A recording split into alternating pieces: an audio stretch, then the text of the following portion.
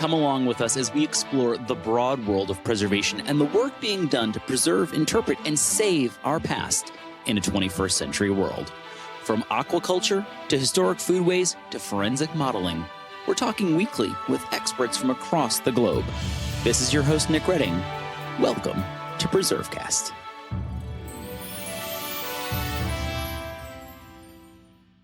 This is Nick Redding. You're listening to PreserveCast. Today, excited to talk with our friend Joe Red, who is the safety director at Durable Slate and Durable Restoration.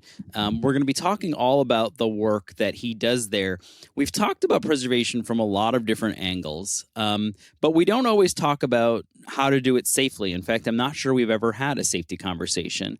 And there are a lot of concerns from homeowners and others about how to do this safely, whether they're doing it themselves or whether they're hiring someone else and what they should be looking for. And so excited to have this conversation. I think it's really important and one that we can share widely. But before we get there, we love to get to know the folks that we're talking to. So, Joe, give us a sense for who you are. Where'd you grow up and how did you get into this line of work?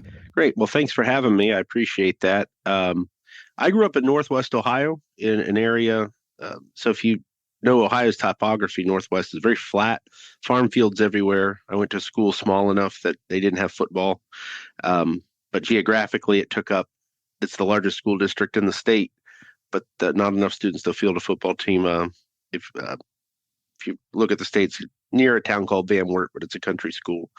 And when I moved down to the Columbus area back around 2000, I started here in 2004 at Durable as an IT person. So I had an accounting and IT background. A lot of people get into safety, move sort of sideways into it, especially when you're talking about there's industrial hygiene where you manage what's in the air. Most of those folks, they have a chemistry background. They go to college for it specifically. But the rest of us, well, most of us move sideways. Most of the people I've met that get into safety are actually injured workers that went through a bunch of trainings to try to solve the problem for their companies, that sort of thing.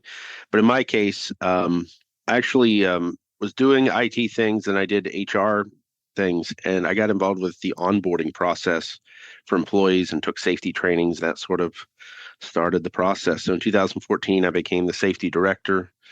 And in that time, I've poured a lot of extra trainings of various types into myself, and which we can talk about a little bit. But that's how I got involved. And so after a decade of doing it, I've seen an awful lot of things. These historic buildings are really unique, so it can be quite challenging. Yeah, I mean, there's like so many different things that can hurt you. There's, and Sure. I feel like sometimes I've joked about this, that like, I think sometimes people, because there's so many different safety mechanisms in place just in modern life, like let's step outside of historic preservation or even construction, that a lot of people think like, oh, well, I can't really get hurt. Like, I can't get hurt. Like, that TV's not going to topple on top of me. This, I can lift this thing. I'll be fine, because they wouldn't let me do that if it was going to hurt me. And so I think a lot of people operate from this place of like, I'll be okay. And then I mean, people can't see you, but you're nodding your head and smiling. So there must be a little bit of truth to that. Maybe, Absolutely. Maybe give people a sense for, before we jump into the kind of work that you do, talk about Durable. We've had, I think, some different folks from Durable on before. We talked to them when they were involved in the State House restoration of the Maryland State Capitol in Annapolis. But as a reminder, give people a sense for the kind of dangerous places you guys get yourselves into. Well, so Durable Slate was the original company, if you will, formed in 1986. And from the get-go, our goal has always been to work on historic properties because slate and tile is rarely used on modern buildings built after, say, 1930. Roughly, once the Depression hit, you really just don't see buildings with our type of technology on it anymore. For the most part, there are exceptions, but not a lot of them. And so, right from the start, we work on older buildings. The restoration side, it's the same thing. We're working on the older mortars, lime-based mortars, as opposed to Portland cement-based. And so, and that really fascinated me. I love history and I love geography, and so getting to work with a company that's all over the place working on interesting projects. That's kind of us in a nutshell. We work with residential homes in historic areas. Some of them are very middle class as far as who lives there, but the homes still have quite a bit of history because they've been around quite a while and they're very interesting. But it also means that we work on buildings that were built long before anybody thought about safety. And a lot of them were built before electricity existed, and then electricity got it added afterwards, and it's sort of in our way and things like that. So, um, but that's kind of us in a nutshell. We work on generally all properties before 1920. So is there a way that, like, when you're looking at a project, maybe we'll do it this way. We'll think about like a specific project. Is there a way that you sort of like, do you first think and categorize risk and then identify how to train people? Like what's the mindset that goes into, because obviously you do training and we want to talk about that because it's important for people to think about, and we'll talk about it from a couple different angles, but like, how do you even decide what kind of training or what kind of safety protocol you need to set up? Do you kind of like think about, because I'm thinking, you've got, okay, you're on a roof, so clearly you can fall off a roof. That's dangerous. Right. Fall protection's And big. then you've got materials, right? Like, so like you could run into lead, you could run into asbestos, you could run into all sorts of things, nasty things that could hurt you. Um, Right. and then there's electric and all the other kind of things I mean, there's just no end to the number of things that can hurt you. So how do you like even categorize it or organize your mind when you're thinking about a project or just about the work of Durable? Sure. There was an exercise I did many years ago where we sort of charted out all of the different safety topics we interact with, and kind of charted with it the frequency that we see it and the severity, that sort of concept, basically a risk chart. I did it myself, and now that I've taken various trainings and stuff, I realize that there were canned versions of that we could have done, but the same concept held true. So we put a heavy focus. Fall protection is obviously at the top of the list because a high severity factor, and it's almost every job. We rarely work where we're less than 6 feet off the ground, um, other than for job setups and teardowns. And so that's a high priority. Lead, you mentioned, very high priority. One of the things people might not realize is in 1910, for example, they were using white lead paint that was 90% lead. By 1950, they were still using lead paint, but it might be 5% lead. Like they were voluntarily reducing it, trying to get it out. And so there's a huge difference in the lead content just in, say, paint from something that was built in the 1800s and then got painted in the early 1900s. But that's also why you notice virtually every farmhouse or painted structured house was all white back then, because literally it was lead that came out a liquid white and they just added a little thinner to it. Later, they colored everything. And, so by the 50s, everything was colorful as all get out. But yeah, anything that's getting restored, it's either brick or it's white. If you go back, or Yeah. stone. So you obviously run into that. I guess you could run into other. Are there other like materials or are there just other safety issues I'm not It's even funny you thinking? mentioned asbestos. I'll mention something about asbestos. We've done quite a bit. So all of the laws that you see about it talk about pre-19, like 87, I think it is. You have to assume there's asbestos, but it really wasn't used in construction materials before 1920. And you can find on YouTube, there's this really interesting video. The Bureau of U.S. Mining put out like uh, almost a marketing or advertising silent film that you can still see out on YouTube, trying to talk about the wonderful properties of asbestos, hoping people would use it because they mined it in Montana. Libby, Montana was a huge asbestos mine. It was a North American product. Some of it came from Canada. So they were actually hoping people would use it back before they knew what the hazards were. But before that kind of campaign kicked off, roughly 1915, it just really wasn't used. And so when you're on an 1800s building, the only risk of it is things that got added after about 1920. But anything that was built in the 40s or 50s or 60s, almost certainly, I mean, everything got, caulking got used with asbestos. Heck, they made ladies' dresses and Kent cigarettes, used them in their filter and called it something special. I mean, they used it in everything. by the 50s. So that's one of those hazardous things we actually see less of than our more modern building counterparts. But then there's lead, which we see more of. So it's sort of a you give and take. But you have to know. So you talked about doing like the risk assessment. What are you facing with the types of buildings? And then each individual project is unique. So you really have to evaluate each one for the specific hazards. So there's the things they all have in common. Like we said, fall protection. Usually, you mentioned materials lifts, which is absolutely how do you get your heavy materials to height in order to work with it. If you've got to remove, say, big capstones, how do you support them while you fix the structure underneath and put them back, that sort of thing. But there's a lot of uniqueness to job by job basis. And is there anything we're missing, like, or that would surprise people? I mean, I guess I'm even just thinking, knowing about your work. Like, I know a lot of your guys come out of Ohio, and they'll even drive all the way to a project. So I guess even driving is a component. I'm sure that's probably one of the more dangerous things that they actually do. So in the workplace, motor vehicle fatalities is the number one killer of people in the workplace, and it's number two in construction, right behind falls from height. So yeah, that's a hidden thing. You do have to put a lot of emphasis. We use the modern things like GPS systems that monitor speed and helps us get feedback on harsh braking and other activities one might do.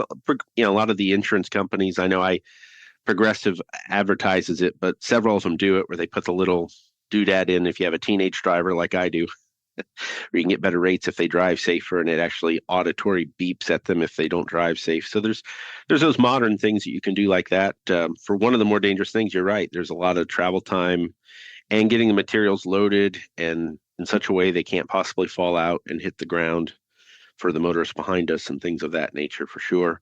Probably the most surprising thing, I spent a lot of time. What you're supposed to do as a safety professional is look at your injury log first and foremost and address what's on there.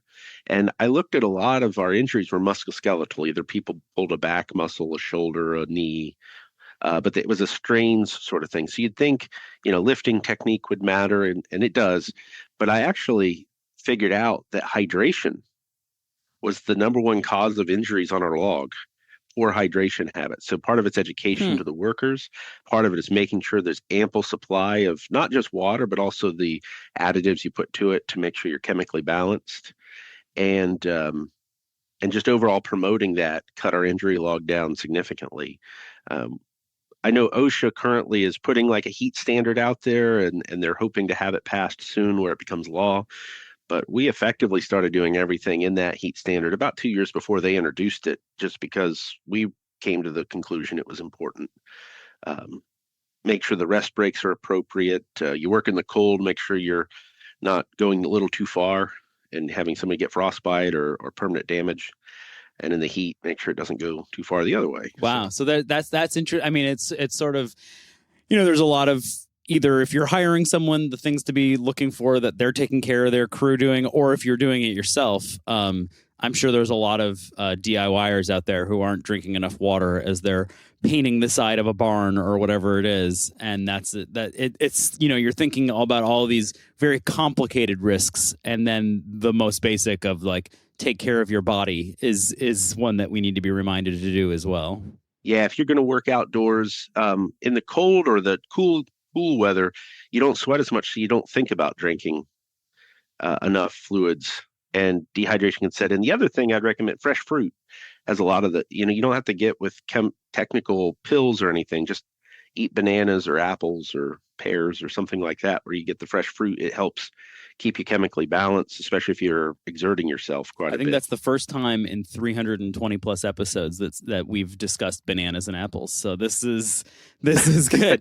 So, all right. So we know that there's risks associated with this, and there's a whole host of different risks, from your body to, the places you put yourself in, whether that be risk of falling or driving or whatever. And then there's the materials themselves, if they fall on you or they're dangerous or whatever.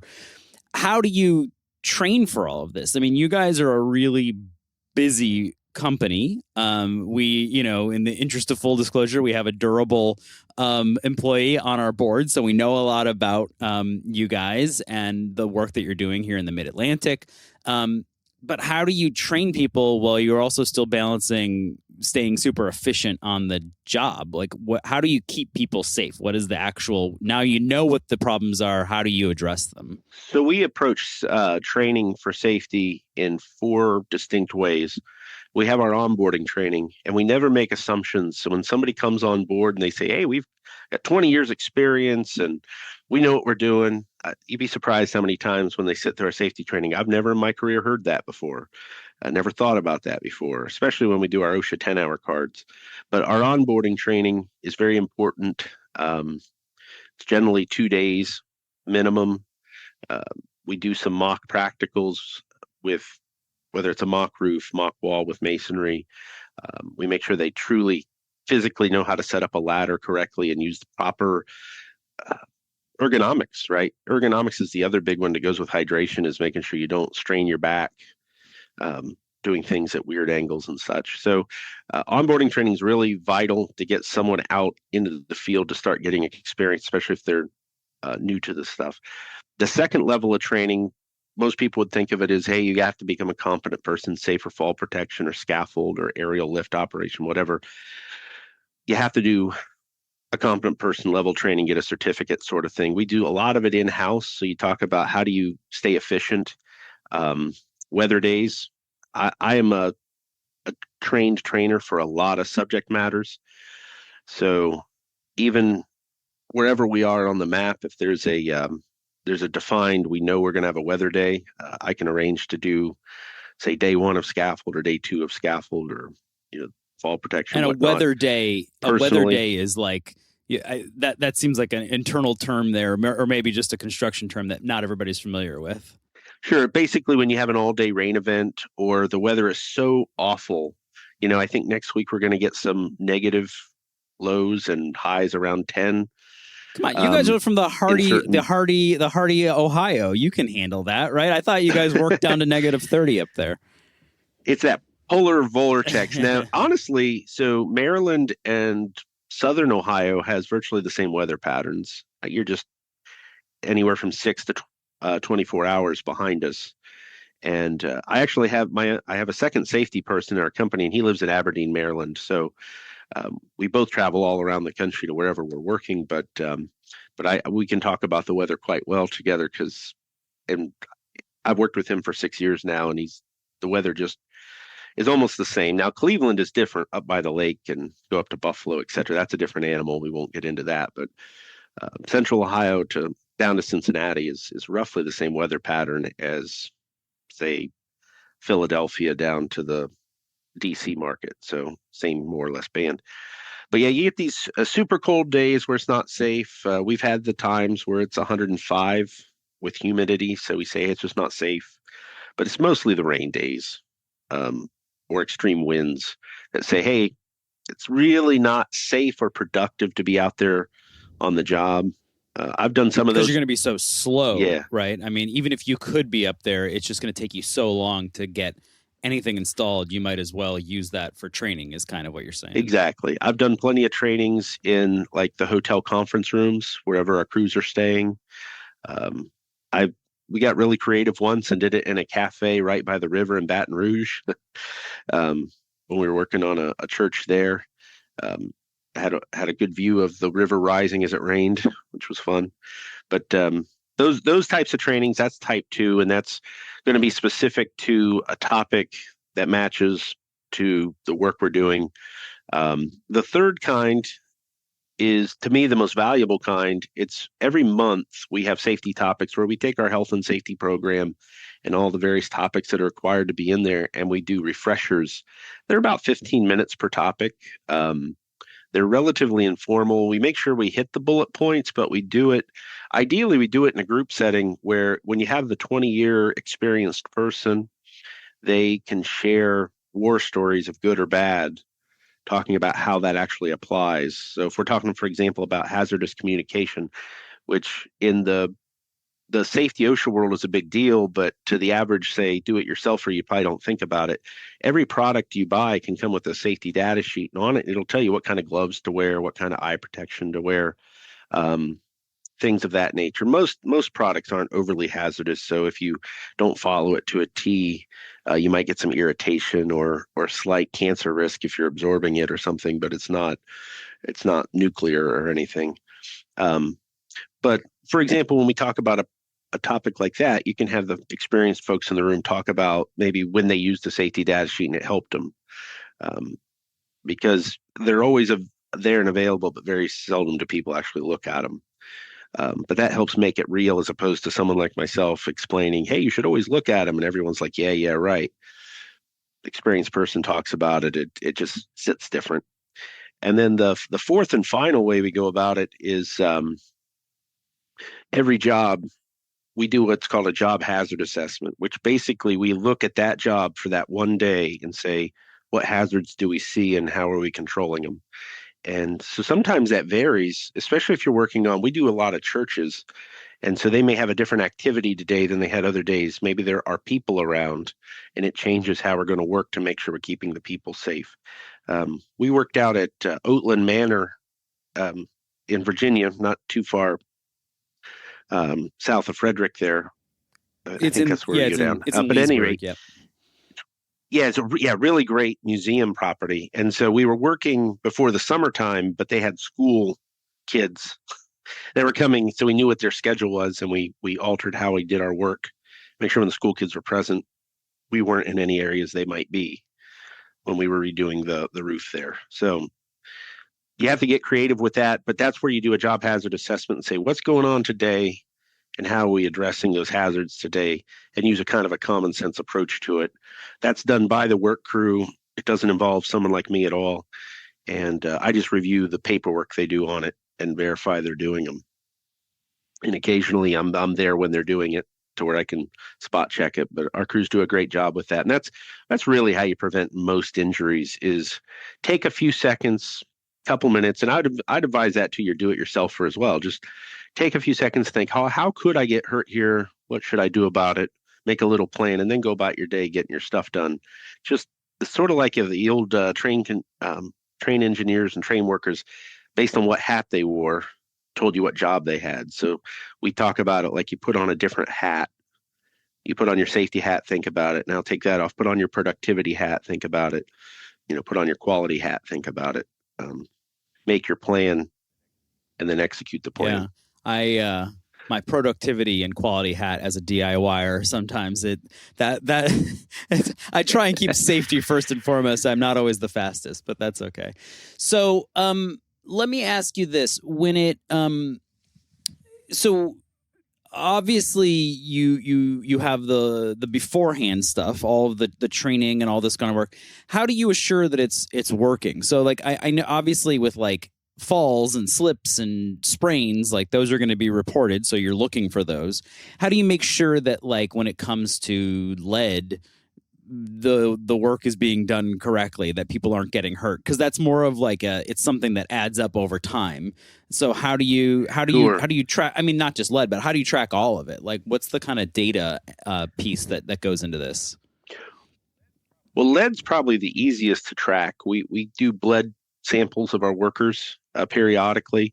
If we're on a project that has a lot of it, like we're working right now. We just finished the lead portion of a project in Pittsburgh at the Heinz Chapel and the university there. And it was all 32-ounce lead-coated copper, which for those people who know copper, most copper is 16 or 20 ounce thickness. So this is like twice as thick as anything you see on a building normally. And it's all lead-coated. And we took every single piece of it off of about 100 foot of steeple. And then they came in and made sure the steel structure underneath was sound and recoated it. And then we put it all back and we repaired the part. So on a project like that, we lead tested frequently. And our frequency varied based on what the results showed us. So when we worked on certain aspects and some people's lead levels went up a little bit and we made some changes, we were more like every 2 or 3 weeks, we were testing them again. And once everything was stabilized and we're doing the same thing over and over, it was every 2 months. But Lead, for example, is something that only hurts you if it builds up in your body. Like your body is capable of filtering so much of it out. It's a natural thing in the background. So as long as you're not overexposed for extended periods, your lead level probably won't rise very much and you'll still be in a safe zone. But the only way to know that is to go and get your blood tested, which we use an occupational health place. They charge us about $100 for the test. Most doctors probably would do the same thing. If you went to, so if you were ever, for example, if you're dry scraping a bunch of paint on a do-it-yourself project, I've known people who renovate houses kind of on a as a side gig, right? Um, and then they flip them to sell them, but they do real renovations. Um, if you're worried about it, you can go get your blood tested with your doctor at any point, and they can explain what the levels mean. But OSHA's limits on what's allowed to be in your blood lead levels were set in the 70s, and they're very out of date. So we're staying in tune with what the doctors at the CDC and um, folks like that are saying. So it's about a fourth of what OSHA's allowing is what we allow. Wow. So you because that's what the doctors so you obviously have said. take that pretty seriously, and you, I guess, put a lot of protection in place, and that's not dry scraping. I'm sure that the goal is to never do that. I know you mentioned that, but obviously that's very unsafe. And there's a lot of good material out there. You know, we're not providing lead guidance here, but we are just No. but there's a lot of good places that you can go to, and I know that there are different agencies have sort of guidance on how to approach that kind of work, and OSHA has guidance that, you know, they may not have the best guidance on the blood levels, but they do have guidance on how to be lead safe when you're on a project. So that's one way you do that. And I guess you're just constantly reviewing data on the other types of risks to see what's popping up. So the other risks, the most important, we have a saying here, and it really applied to our quality more so than our safety. It works for both, and that is you get what you inspect, not what you expect. And if there's any parents listening, you know that about your child, right? If you want a result from your kid, you have to be inspecting or following up with it. So it's the same thing. One thing that Durable does, it always really impressed me, is we have a person that's not part of the work crew that does a quality check on every job, even a small 1 hour 3 slate repair on a residential home. All jobs get eyeballs from someone not on the crew. And those same people who do that are the ones who have to take angry customer calls if something leaks. So their incentive is completely to make sure nothing gets missed. And that always that impressed me, because what it does is it forces, regardless of the integrity level of individual workers, they know they're getting looked at, so they follow the rules. I have the same thing with safety. Some people are very proactive. They're excited to follow all the safety rules. They're happy to work for a company that says, do it. It's part of your job. Other people, they don't see the importance of it. But myself and one other person, we go out and visit randomly on jobs. We have the GPSs in the trucks, and we just show up, and they don't know we're coming. I mean, I've showed up, and the owners of the company happen to be there. And one time, and only one time, I wrote up one of the owners of the company for what I saw. And he's really good about not doing those things, very, very easily correctable. But it's the point, like everyone's held to that standard across the board. All the actions, like wearing hard hats and glasses and being tied off when it's appropriate and having good scaffold setups and having good safety plans, those things we look like every day somebody's out looking. And as part of the culture, you get all your production management folks who go out and visit. They also take that same look. Nobody wants, basically, we're trying to make it so all of our, if someone takes photos of what we're doing, it could survive the scrutiny of somebody who wants to try to nickel and dime us for what we're doing wrong safety-wise. We don't always succeed at being 100% on that, but we succeed at a very high clip. And I think there's I mean, you guys do have a reputation, and I think your employees suggest that the company takes it really seriously. And you're right. I mean, working for a company like that is not always the case. I mean, there are companies out there that I've heard of that other people have left that they felt like they didn't prioritize safety. And obviously not only is it important just because you don't want people to get hurt and that's a terrible thing to happen, but it's good to the bottom line too, I'm sure, in that like your insurance costs aren't as expensive if people aren't getting hurt routinely. Yeah, we've got 10 years of data to back it up that we are more price competitive with more safety than we were when there was less at a point in the past, because injuries are really expensive.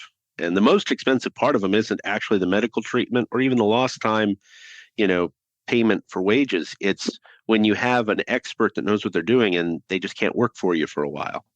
The disruption that does to the production side of things is the most expensive thing. But insurance companies always win, so they raise their rates based on your claims. So the more claims you have, the more you pay them over time. And yeah, we've saved hundreds of thousands of dollars per year in our insurance costs that's demonstrable to having less injuries than we've had at points in the past when it wasn't quite as well executed. So it's very justifiable. And so on a one-time project, you might look at it and not see it that way because you can get away with it so many times before it bites you. But we do enough projects, it would bite us often enough. And all the general contractors kind of see it that way at this point. The big ones that end up, like, for example, you mentioned the state capitol project in Annapolis, Chrisman, wonderful company, big company. They take the stuff super serious because companies like that totally understand how it will be more expensive and will be disruptive to the job schedule if people are getting hurt on their projects. So obviously, I mean, you kind of are describing a situation in which you've really leaned into safety, and so that has changed over time. And obviously, it's always been a priority, but you've really kind of brought a different level of training, and this is happening across the industry. Is safety sort of changing, and do you see trends? Are there things on the horizon that are exciting that you're thinking about implementing or is there still, I mean, just talk to us a little bit about where this is all headed. Sure. So, pre-1970, safety wasn't thought about really at all, right? So when the buildings were built originally, safety it was common sense only, and that's really a dangerous level because people for their livelihoods would do all kinds of things that actually don't make sense when you sit down and think about it over time, which is why injury rates and disability rates were super high. OSHA came around and they changed the game a bit, but really over the last, I would say 20 years, there's been a constant shift away from worrying about the OSHA standards because OSHA standards are the bare minimum you can do. And there's been this shift towards being far more focused on just avoiding all injuries for the cost of the injuries.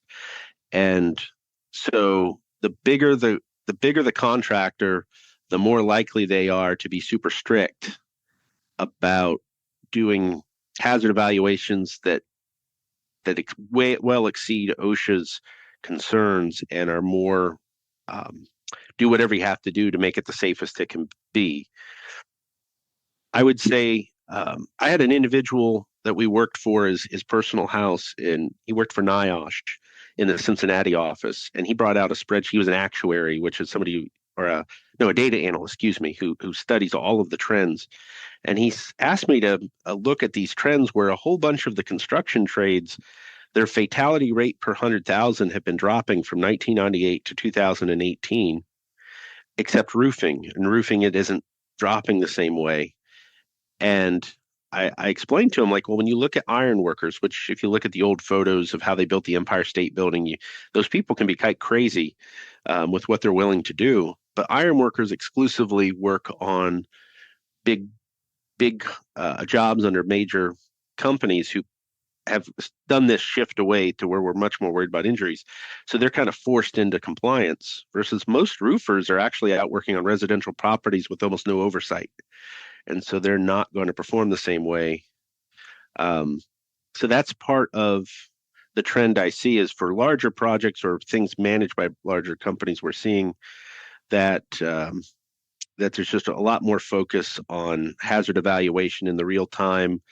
Um, One of the sets of rules that sometimes we have to abide by on historic properties on military bases or other things that are controlled by the government is the Army Corps of Engineer has a whole set of hazard evaluation rules that are much stricter than OSHA, and it very much focuses on a thing called the hierarchy of controls, which is to say wearing PPE like tying off to a roof is not as safe as engineering control like putting a platform up there with scaffold, right? So they require you put scaffold wherever you can put it.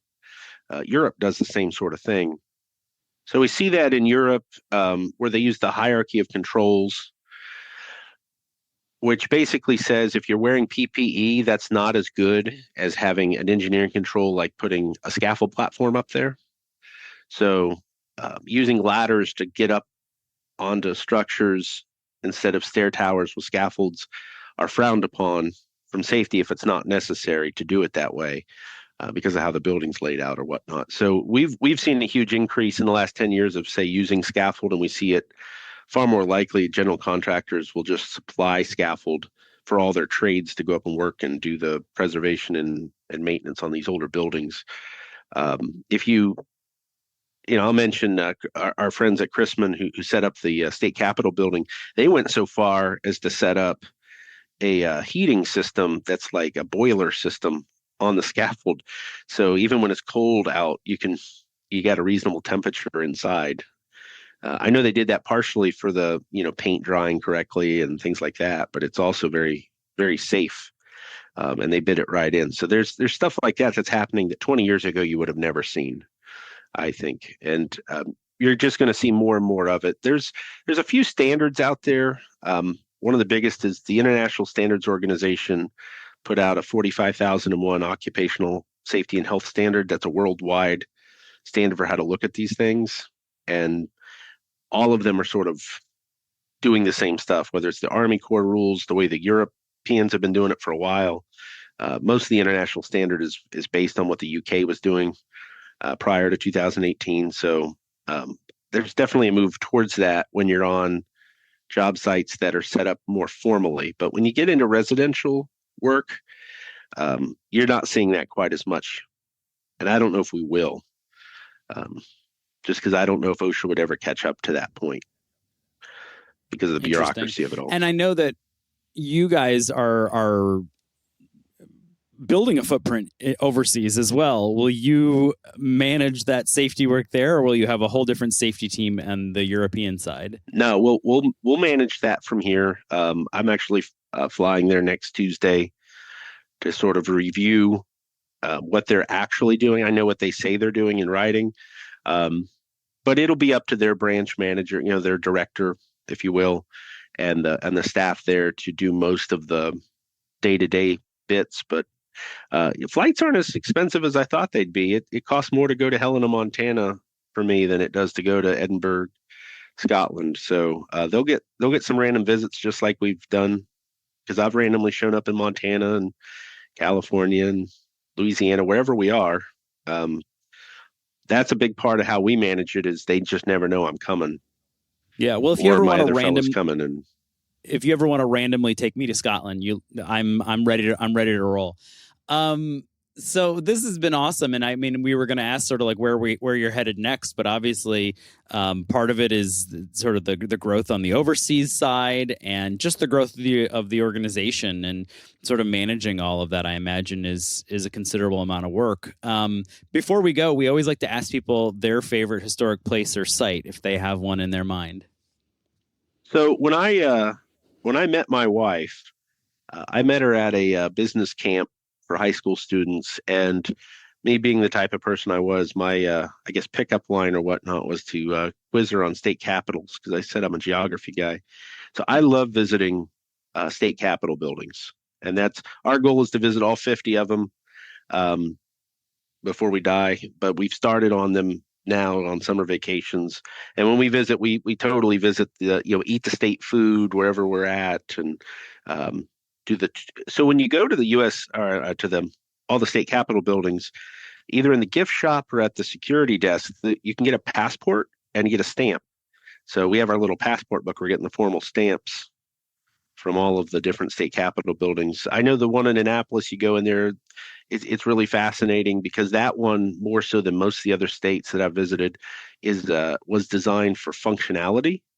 It still looks nice and it has a lot of historic meaning, but Delaware's is the same way, very functional building, with a lot still going on. Some state capitol buildings, the old one, they don't actually do anything in them anymore. They moved to another modern building nearby, and it's just more a museum piece. Um, but I absolutely love state capitals. Do you have a favorite state capital so far? Is there one that's like, wow, it's pretty cool? So the most interesting one I've visited so far is in New York and Albany. And right after the Civil War, they really wanted to show off their opulence. And so they imported all these materials, and they had 32 years of hand stone carving going on. And Teddy Roosevelt was governor, and he put a stop to it in year 32. And there are places in the building you can go where you can see finished carvings, in progress carvings, and no carvings on the same stone on a stretch, where that's where they were working the day that Teddy Roosevelt said stop. And I find that very fascinating because you can almost like see how they were building it as they went along the way. That's a pretty cool one. Back in the 1870s through 1892. So I think that one's my favorite thus far, but they're all And I don't really think you awesome. said how many left do you have to go to? We have formally visited, I want to say 13 of them. We've informally visited a few more before we did the stamp and the passport book. For example, the Ohio State Capitol building, which is really close to us. We've taken even an after-hours private tour with the scout group, but we've never gotten the stamp there. And we've decided we're going to wait, make that number 50 since we're from here. But yeah, I've been trying to, where I can, if we've got reasons to be in the state for work. So I've hit a lot of the Eastern Seaboard because of that, Virginia and Maryland, Delaware, New York, and such, because there's a lot of reasons for me to travel out there, and she's taken vacation time and gone with me on some of those trips. Very cool. Well, Joe, it's been a pleasure to chat with you and kind of open our eyes to the importance of safety on the job site and how people can think about this when they're either hiring a firm and asking the right questions about how they treat their employees and how they treat projects, or if they're doing it themselves. I think there's a lot of good details in here. So thanks so much for joining us. We'll have to have you back as you guys kind of get more into the European work and hear how they do it overseas. That would be interesting as well. Do you mind if I make Sure, one last please. point? Because you do have your homeowners who do it yourself some, but then hire some other things out. I assume most of them probably know this, but if they don't, when you hire a contractor, you do have to be careful, because if the contractor has major injuries or something along that line, in the world we live in today, if the homeowner has assets and the contractor really doesn't, and they didn't have proper insurances, you are absolutely at risk legally. We're seeing that more with the automotive insurance. I'm involved with the NRCA's Health and Safety Committee. NRCA is the National Roofing Contractors Association, and there's a lot of ambulance chasing type activity where as soon as they catch wind that any cog in the wheel has money to go after, these lawyer groups go after it. So definitely be very picky about who you hire. Make sure they're reputable companies that have all the right insurances and have a little bit of substance behind them, because that's something that's been known to bite people in the behind. Wow. Well, that's more so now than ever. That's a fantastic extra little tidbit there to throw in at the end, and a good reason to listen all the way through an episode. So I appreciate that, Joe. That's good, and I'll keep that. There's a lot of great companies out there, but you just have to be careful who you pick. Be careful. And if they decide not to skip all the safety, you could be on the hook for it if someone dies on your property. So you don't want that to happen. Don't die and be careful. Two good words of wisdom to live by as we close this one out. Well, thank you so much for having me. I really appreciate it. Thank you, Joe. We appreciate it. Thanks for listening to PreserveCast. To dig deeper into this episode's story, head over to PreserveCast.org for show notes and our collection of previous episodes. Don't forget to engage with this podcast by subscribing, commenting, and leaving a review. Follow along on Instagram, Twitter, and Facebook at PreserveCast for even more. PreserveCast is currently recorded in Walkersville, Maryland, and sponsored by the 1772 Foundation, and powered by Preservation Maryland. Thanks for listening, and keep on preserving.